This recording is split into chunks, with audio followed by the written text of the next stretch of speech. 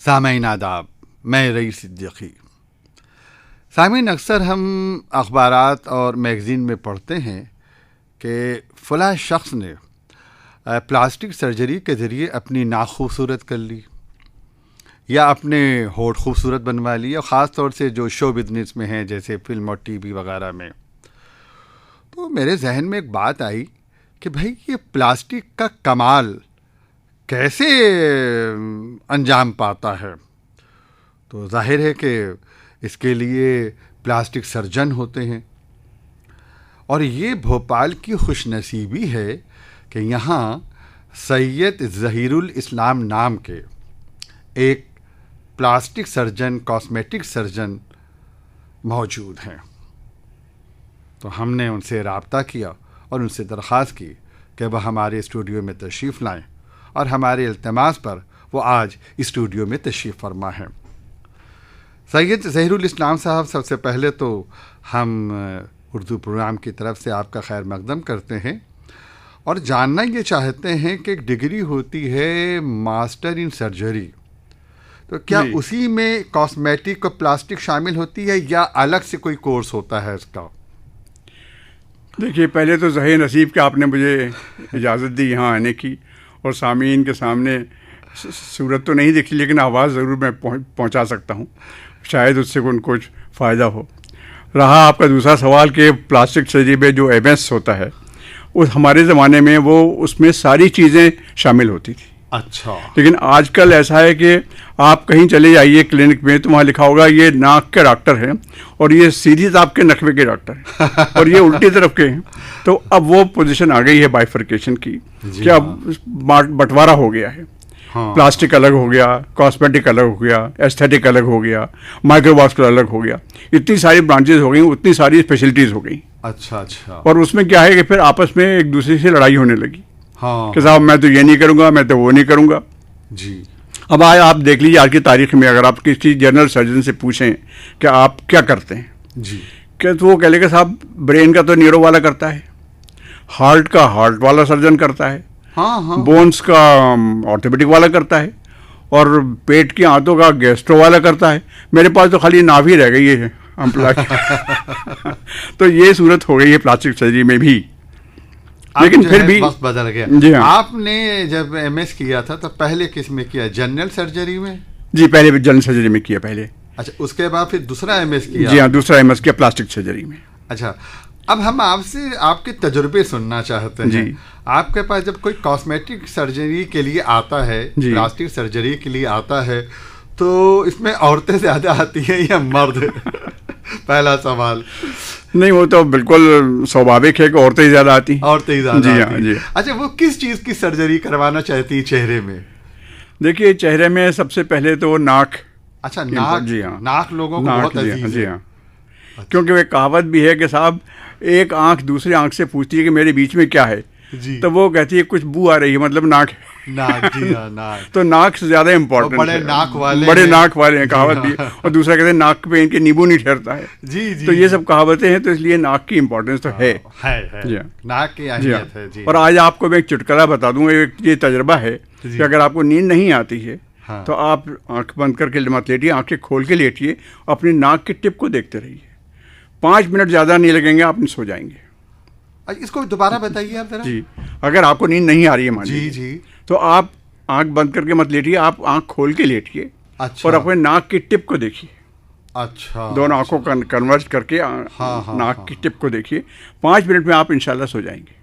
क्या बात है साहब, ये नींद तो देखिए नाक की इम्पोर्टेंस देखिए। तो आजकल इतनी फैली हुई है और इसका इलाज करने के लिए पता नहीं कहाँ कहाँ से लोग पैदा हो गए हैं जो अपने को डॉक्टर कहते हैं। तो बहरहाल एक आपका कथा कलाम, एक आदमी मेरे पास आया है, मेडिकल रेप जो आते हैं। जी हाँ। उनका साहब ये देखिए मेरी गोली है, इससे बहुत जल्दी नींद आती है, ये नींद की गोली है, ये डिप्रेशन की गोली है, ये लेथार्जी की गोली है। हाँ। मैंने कहा तुम सिर्फ ये बता दो कि इस गोली खाने के कितनी देर बाद नींद आएगी। हाँ, सही बात है। तो वो सिचुएशन आ गई आजकल हम लोगों की सोसाइटी में। जी हाँ। तो आराइशे हुस्न के लिए खवातीन नाक को बहुत अहमियत देती हैं। और वैसे भी कहा जाता है कि वो हालात को भी बहुत जल्दी सूंघ लेती हैं। अच्छा, किस तरह की नाक चाहती हैं? मतलब कोई खास देखिए बताती हैं? हर एक शख्स के पास एक आदर्श होता है, अच्छा। एक सैंपल होता है, एक नमूना होता है। अच्छा। साहब मुझे ऐश्वर्या राय की जैसी नाक चाहिए, ओहो। साहब मुझे अमिताभ बच्चन जैसा नाक चाहिए, तो ओह। वो ये डिमांड लेके आते हैं। डिमांड ले। जी हाँ, डिमांड लेके आते हैं। तो क्या वाकई आप किसी भी हीरोइन या किसी भी हीरो या किसी भी सेलिब्रिटी बिल्कुल गलत, बिल्कुल गलत है, बिल्कुल गलत है। बना सकते हैं? जी हाँ, नहीं बना सकते, नहीं बना सकते। नहीं बना सकते। अच्छा, फिर? और जो इसकी गारंटी लेता है वो झूठ बोलता है। अच्छा। इसलिए कि नाक की एक आइडियल मेजरमेंट होती है, अच्छा। जो फेस से मुनासिबत में होती है। अल्लाह ताला ने जो बनाया, ऊपर वाले ने जो बनाया है, वो इसी हिसाब से बनाया है। ये कुदरत का कमाल कुदरत का है। काम है। जी हाँ। तो उस स्टैंडर्ड से अगर हम नाक से ज़्यादा उसको देखते हैं तो हम उसको उसमें नॉर्मल कर सकते हैं। नॉर्मल लेकिन बाई चॉइस के साथ आप ऐसा कर दीजिए, आप पिनोकियो की तरह नाक बना दीजिए, वो पॉसिबल नहीं है। वो सिर्फ किस्से कहानियों में होता है। एक अक्सर भी आपने फिल्मों में देखा होगा, साहब उसने चेहरा बदल लिया है, अब वो पहचान में नहीं आ रहा। हाँ हाँ हाँ हाँ। एक जोक ये भी था कि एक प्लास्टिक सर्जरी के पास आदमी गया कि साहब सर्जरी करानी, उन्होंने कहा साहब आपको 2 लाख रुपए लगेंगे। हाँ तो वो गया किसी के पास, सब मुझे 2 लाख दे दीजिए, मुझे प्लास्टिक सर्जरी करवानी है। जी। उसने 2 लाख दे दिए। अब जिसने कर्ज दिया था वो बहुत परेशान घूमता रहा। भाई क्यों परेशान हो? साहब मुझसे उसने फलां फलां आदमी ने 2 लाख रुपए दिए थे, अब मैं उसको पहचान नहीं पा रहा किसने कहाँ है वो। तो ये प्लास्टिक सर्जरी में ऐसा नहीं होता, ये सिर्फ फिल्मों में होता है। ये ख्याली बात, ये ख्याली बातें हैं। लेकिन लोग यही कंसेप्शन लेके आते हैं। वो हमारी दुविधा है, हमारी मजबूरी है, हमारी परेशानी है कि हम उनको उसके हिसाब से उस पैमाने पे उतार नहीं सकते। अच्छा, जब ये नाक को आप कॉस्मेटिक सर्जरी से ठीक ठाक करते हैं तो मटेरियल क्या होता है, कैसे करते हैं, जरा प्रोसीजर बताइए। देखिए, एक मटेरियल तो होता है कि आदमी का अपने टिश्यूज़ यूज़ किए जाएं। जी। जैसे मान लो अगर मेरी नाक के में सैडल बन गया है, कुछ गठान बन गई है, कुछ में कर्व आ गया है, उसमें डिप्रेशन आ गया है, तो हम ये पसली की कुर्री हड्डी, इसको हम कार्टिलेज कहते हैं, उसका टुकड़ा लेके वो डाल देते हैं अंदर। अरे जी हाँ। तो वो अपना ऑटोजेनस, जिसको हम कहते हैं मेडिकल टर्मिनोलॉजी में, कि वो बदन का अपना हिस्सा है, वो रिजेक्ट नहीं होता। अच्छा, उसके अलावा अगर वो उनको पसंद नहीं है तो फिर आजकल साइलेस्टिक मटेरियल एक होता है जो प्लास्टिक का पॉलीमर होता है, उसके बने बनाए ऐसे आते हैं मोल्ड्स और इम्प्लांट्स आते हैं, वो डाल दिए जाते हैं। अच्छा। लेकिन उसमें रिस्क ये रहता है कि हो सकता है वो बॉडी एक्सेप्ट करे या ना करे। हाँ हाँ। अगर कर लिया तो फबेहा, वरना फिर परेशानी हो जाती है, वो रिजेक्ट हो जाता है। तो पसली की हड्डी निकालने में कोई परेशानी, तोड़ फोड़, काट? नहीं, वो ऐसी तरह से निकाली जाती है कि पूरी पसली नहीं निकालते। उसकी जो कुर्री हड्डी होती है, अब नाक कितनी बड़ी होगी किसी की, 2 इंच 4 इंच, उसमें टुकड़ा कितना लगेगा, 1 इंच का, आधा इंच का, उतना पोर्शन अगर हम पसली की कुर्री हड्डी का निकाल देंगे, नरम हड्डी का, तो पसली का कोई बिगड़ेगा नहीं। 24 हड्डी होती है। हाँ, सही फरमाया आपने। अच्छा, मुझे लगता है कि ख़वातीन अपने होठों के लिए, लब के लिए भी बड़ी हसास होती हैं। जी हाँ। तो होठों को खूबसूरत बनाने में वो पतले होठ चाहती हैं या मोटे होठ चाहती हैं, क्या होता है? देखिए, ये होठों के जहाँ तक ताल्लुक है, आज आप अफ्रीका चले जाइए, हाँ। उनको मोटे होठ चाहिए, लटका ही होठ से चाहिए। हाँ, अफ्रीका में मोटे हो। जी हाँ। वो उसमें एक छेद करके उसमें मोटा लोहे का ताला डाल देती है ताकि उनका होठ हैवी होकर लटक जाए। अच्छा, वो वहाँ ब्यूटी है, वो वहाँ की ब्यूटी है। हो। वो नीचे वाले होंठ में एक छेद करवाती है। अच्छा। और उसमें एक लोहे का ताला डाल देती है हैवी। हाँ। ताकि वो होंठ उनका लटक जाए नीचे, लटक जाए। जी हाँ। और मोटे होंठ हो। जी हाँ, और वो ब्यूटी कहलाती है। अच्छा। अब यही आप आज हमारे यहाँ करें या यूरोप में करें तो आपके डंडे पड़ जाएंगे। हाँ, सही फरमाया आपने। कि ये क्या कर दिया आपने, तो पागल हो गए। जी हाँ। तो यहाँ लोग होंठ पतले करवाते हैं। पतले करवाते जी हैं। हाँ। तो मॉडिफिकेशन करना पड़ता है, जगह जगह जाके जहाँ सर्जरी जैसी रिक्वायरमेंट होती है वैसा करना पड़ता है। अब सवाल ये कि होंठ को पतला कैसे करते होंगे आप? देखिए, होंठ को पतला करने की तरकीब ये है कि जो होंठ का बाहरी हिस्सा होता है, जहाँ खाल होती है, हाँ। उसको अगर आप छेड़ेंगे तो निशान पड़ जाएगा। अच्छा। और अब अगर हम उसको अंदरमोनी हिस्से से कोई निकालें, जहाँ पे म्यूकस मेम्ब्रेन होती है, होंठ का अंदरूनी हिस्सा जो दांत के कांटेक्ट में होता है, वहाँ से अगर हम थोड़ा सा उसको शेव कर देंगे या निकाल देंगे एक स्ट्रिप पतली, तो फिर वो स्कार दिखेगा नहीं। अच्छा। अब देखिए, एक आपका जो आपने सवाल किया उससे कनेक्टेड एक स्टोरी है। एक आदमी की नाक कट गई थी जी। तो वो सर्जन के पास गया कि साहब आप मेरी नाक बना दीजिए तो ये बहुत अच्छा होगा, मेरी नाक बुरा लगता है। नाक कटना खुद मुहावरा है। जी हाँ, खुद मुहावरा है। उनका मैं बना देता हूँ। उसने साहब रान पे से चटनी लेके उसकी नाक बना दी। अच्छा। और बहुत खूबसूरत नाक बन गई। बड़ा खुश हुआ। कुछ दिन के बाद आया कि साहब देखिए, आपने नाक तो बहुत अच्छी बनाई है, लेकिन ये रान पे से आपने खाल ले ली, वहाँ रान पे तो मेरे बाल होते हैं, यहाँ से बाल उगने लगे हैं। बाल उगने बाल लगे। जी। उसने कहा परेशान मत हो, बाल को शेव कर लिया करो। हाँ बोले साहब वो तो मैं कर लेता हूँ, लेकिन उसके बाद जो नई जनरेशन आती है बालों की वो और कर रही होती है। हाँ। शेव करने के बाद ही आपने सुना होगा कि वो फिर जले। बाल कर रहे हो जाते हैं। जी हाँ। उनका फिर शेव कर लिया करो। कहना साहब फिर भी कर लेता हूँ। कहना फिर क्या हर्ज है? कहना साहब लोग हंसते हैं। अरे कहना लोगों को हंसने दो, हंसने की उनकी आदत होती है। कहना साहब वो मेरे पे हंसते तो कोई बात नहीं, वो आप पे हंसते हैं।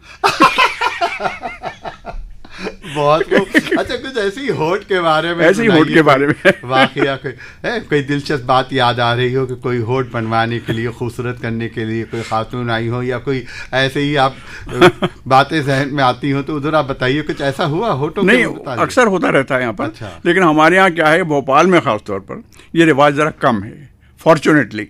अच्छा। लेकिन आप दिल्ली, बॉम्बे या किसी मेट्रो सिटी में चले जाएं जहाँ फिल्मों का जोर है, वहाँ ये बहुत ज़्यादा है, शो बिजनेस का। हाँ। इसलिए हमारे पास वो क्लाइंटेल ज़रा कम आता है। कहाँ? लेकिन फिर भी यहाँ बहुत सारे डिफेक्ट्स होते हैं ऐसे, जिससे होंठ बड़ा हो जाता है। जैसे खून का जाल बन गया होंठ के अंदर, तो होंठ बड़ा हो गया, नीचे लटक गया। हाँ, उस सूरत में भी हमें ये सर्जरी करनी पड़ती। अच्छा जी। कान की भी कॉस्मेटिक सर्जरी होती है? जी हाँ, कान के भी होती है। जैसे किसी का बड़ा कान है, जी हाँ, लोग कहते हैं इसके तो कान गधे जैसे हैं। तो आप फिर उसको कैसे खूबसूरत बनाते हैं?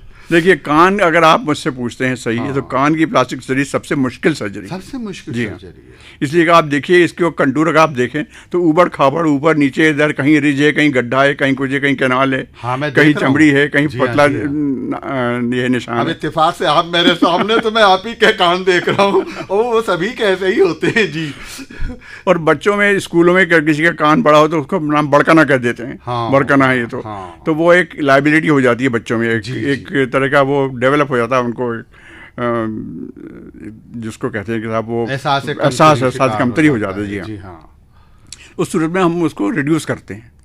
अच्छा। लेकिन अगर किसी का कान बिल्कुल, जैसे बहुत सारे आते हैं जो जल जाता है कान, उसमें हाँ। बिल्कुल कान डिस्ट्रॉय हो जाता है। अच्छा। अब ऐसे सूरत में कान की इतना कॉम्प्लेक्स मटेरियल होता है, उसमें पतली हड्डी भी होती है, उसमें कुर्री हड्डी भी होती है, उसमें स्किन भी होती है, उसमें फैट भी होती है, और फिर उसमें समाज के लिए कैनाल भी होना चाहिए। हाँ। तो it's a very complex machinery जो ऊपर वाले ने बनाई है सुनने के लिए। वाकई ये चीजें आप अगर गौर से देखें तो लगता है कि वाकई कुदरत का क्या कमाल है साहब। जी हाँ। तो इस तरह से ये सबसे मुश्किल काम सबसे है मुश्किल काम फेस में अगर सबसे मुश्किल काम है तो कान की सर्जरी है, कान प्लास्टिक की सर्जरी है। तो हम लोग अगर प्रेफर ये करते हैं जितना कुछ कर सकते हैं वो कर दें, वरना उससे बाल से उसको ढक देते हैं ताकि बालों का स्टाइल ऐसे बना लो कि वो दिखाई नहीं दे।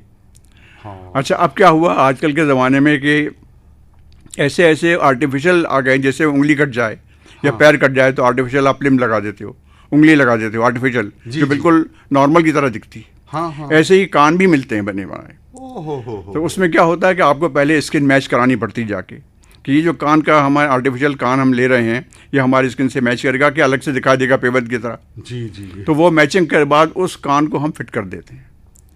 और आजकल मटेरियल्स कुछ ऐसे आ गए हैं जिनको हम नॉर्मल या नेचुरल ग्लू कहते हैं, कि आपने वो कान को एक बार अगर लगा दिया, फिट कर दिया, तो वो परमानेंट हो जाता है फिर। अच्छा। हालांकि आर्टिफिशियल होता है वो, लेकिन उसमें वो फिर आप निकाल नहीं सकते उसको। अच्छा, निकाल सकते वो कुछ निकालने वाले होते हैं, लेकिन उसमें डरिए आप बाजार में निकल के गिर गया तो आप क्या करोगे। हाँ। बहुत खूब। क्या आंखों की भी सर्जरी, जो कॉस्मेटिक सर्जरी करवाते हैं, कि नरगिसी आंखें बन जाएं, खूबसूरत आंखें बन जाएं, शराबी आंखें बन जाएं, कुछ है इसके अंदर? देखिए इसकी कोई there is no limit to it. अच्छा। देयर इज नो लिमिट, इसका कोई हद और हिसाब ही नहीं है, क्योंकि सब चीज़ चाहते हैं कि हमारे चश्मे आहू होना, हिरन की तरह आंखें होनी चाहिए हमारी, जैसे आपने भी फरमाया। तो ऐसी सर्जरी भी होती है।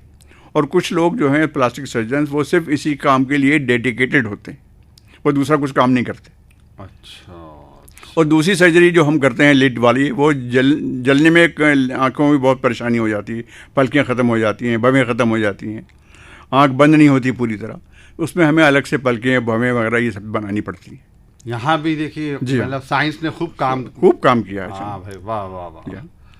अब देखिए, अब जैसे आपने बात की कि अलग अलग टाइप के सर्जन्स होते हैं, वो अलग बनाते हैं, ये अलग बनाते हैं, वो सीधे नाक देखते हैं, वो उल्टी वाली नाक देखते हैं। अब सुश्रुत ने 600 BC में प्लास्टिक सर्जरी इंडिया में शुरू की थी। जी। 600 BC समझिए आप।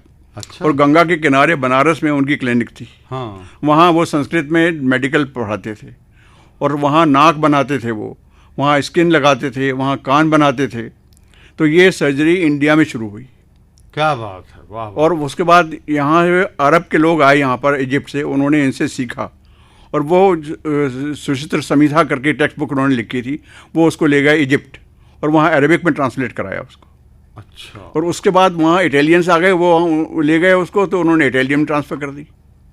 उसके बाद वहाँ अंग्रेज़ आ गए तो उन्होंने अंग्रेजी वहाँ ले गए तो इंग्लिश में ट्रांसलेट कर दिया। अब ये देखिए कि जो हम कैरेट या आलू यहाँ बनाते हैं वो यहाँ से जाते हैं इंग्लैंड और वहाँ से वेफर्स बन के टिन फ्रूट के फॉर्म में हमारे पास वापस जाते हैं। हाँ, ये भी तो वही प्लास्टिक सर्जरी के साथ हुआ है और इसमें हमारी कहीं कमी, लेकिन दूसरा पहलू ये है कि हमारा मुल्क जो है वो हर शोबे में बहुत कुछ पहले ही हासिल कर चुका है। जैसा आपने फरमाया कि कॉस्मेटिक सर्जरी इसी हिंदुस्तान में जी हाँ शुरू हुई और फिर अरब और फिर अंग्रेज। आज हमारे यहाँ आती है वो बाहर से। जी हाँ। सैयद ज़हीरुल इस्लाम साहब, बहुतों हमने ख़वातीन में देखा कि गर्दन में थायराइड्स वगैरह को ये सब बहुत घोगा निकला रहता है। जी हाँ जी हाँ जी हाँ। तो क्या मेंद कहते हैं उसको, मेंद। अच्छा। हमें बहुत बड़ी। हाँ, तो क्या इसका भी कुछ कॉस्मेटिक सर्जरी हो सकती है? वो देखिए, वो थायराइड की सर्जरी है वो नेक वाले करते हैं।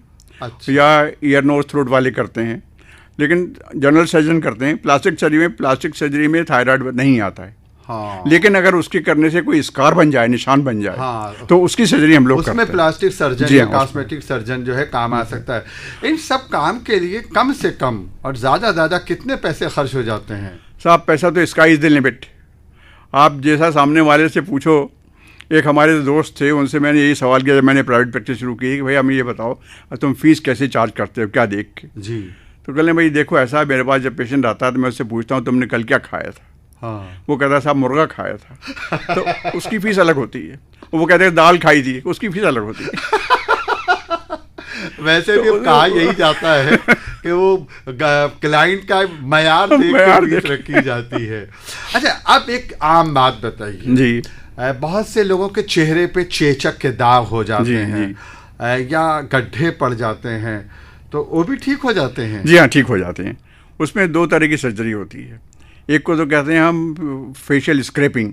अच्छा। एक होता है, उसको कहते हैं डर्मेब्रेशन कहते हैं मेडिकल टर्मिनोलॉजी में, कि इसको रेगमाल जैसी एक इंस्ट्रूमेंट होता है, उससे फेस को रगड़ते हैं। अच्छा। अब गड्ढे को तो हम नहीं भर सकते। हाँ। लेकिन जो उसकी साइड वाली स्किन है उसको गड्ढे के बराबर ला सकते हैं। हो। तो ये उसके ये लॉजिक है उसकी। तो क्या? उतना पोर्शन उसको रब किया जाता है कि वो गड्ढे के बराबर में आ जाए। अच्छा, रब करके फिर उसमें पूरा फेस बिल्कुल रॉ हो जाता है।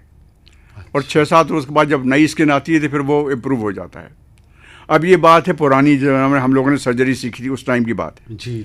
आज की तारीख में क्या हो गया है, एक नया ब्रांच शुरू हुई, उसको कहते हैं chemical implants, liquid implants, Botox implant या सिलिकॉन या कोलेजन इम्प्लांट्स।